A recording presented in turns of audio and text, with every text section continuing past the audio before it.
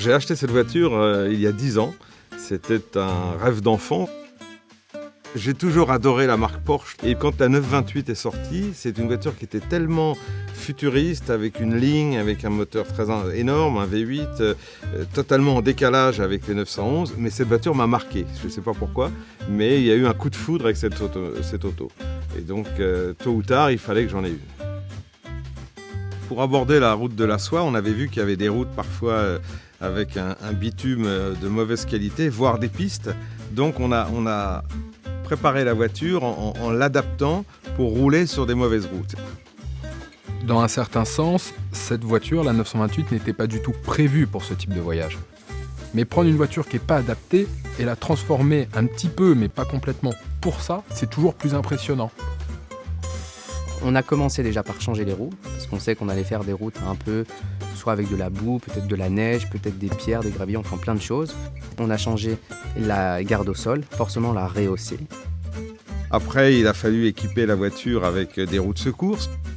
On a mis un blindage de protection sous la voiture de 8 mm en aluminium. Donc la voiture a été améliorée pour aborder les mauvaises routes.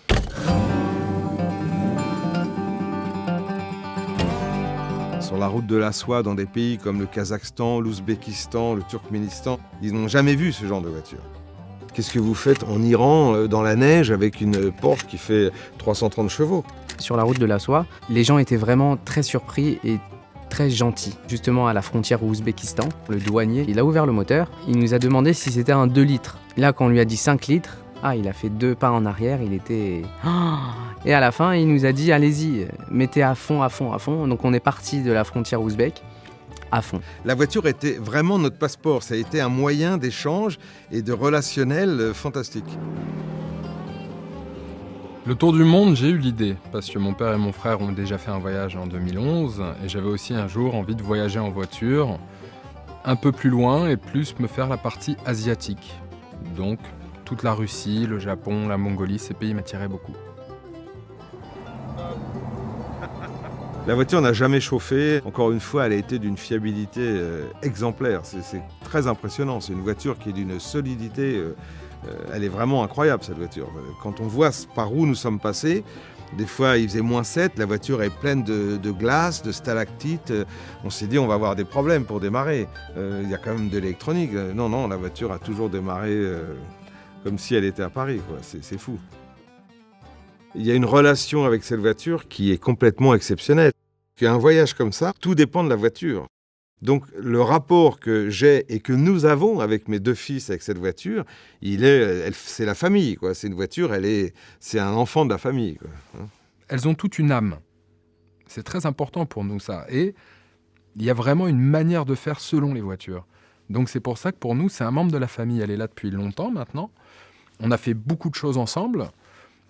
Et on a une vraie histoire ensemble. En fait, lorsque j'ai acheté cette voiture il y a 10 ans, j'ai un très bon ami qui a dit à ma femme « Oh là là, encore une voiture à la maison ». J'avais déjà 2 voitures qui étaient des rêves d'enfant. Et ma femme lui a répondu « Ah non, mais je m'en doutais, parce qu'il m'a toujours parlé de la 928. Je connais mon épouse depuis que j'ai 22 ans. Et je lui ai toujours parlé de la Porsche 928. Donc elle savait qu'un jour, il y allait avoir une Porsche 928 à la maison, quoi.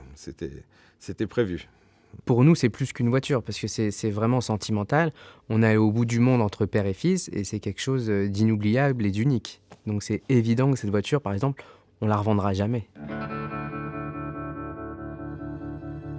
Il y a toujours des idées de voyage futur dans ce style, mais pas avec la Porsche 928, pour pas la remettre en situation de risque dans des pays compliqués. Donc avec cette voiture-là, non, je pense qu'elle a mérité un vrai repos à la maison et autour de Paris. On a déjà fait 2 grands voyages avec la route de la soie et une boucle autour du monde. Ça veut dire que lui en redonner encore, je ne vais pas dire qu'on va lui faire du mal, mais presque. Elle va continuer à rouler, un peu en France, un peu en Europe, mais pour le plaisir. Elle roulera toujours, parce qu'une voiture à la retraite, elle roule. Elle ne fait pas rien, mais elle continuera à rouler.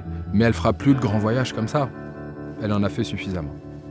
Elle nous a fait vivre des aventures et des bonheurs inespérés. Cette voiture, elle est indissociable de notre vie, de notre famille et de nos expériences.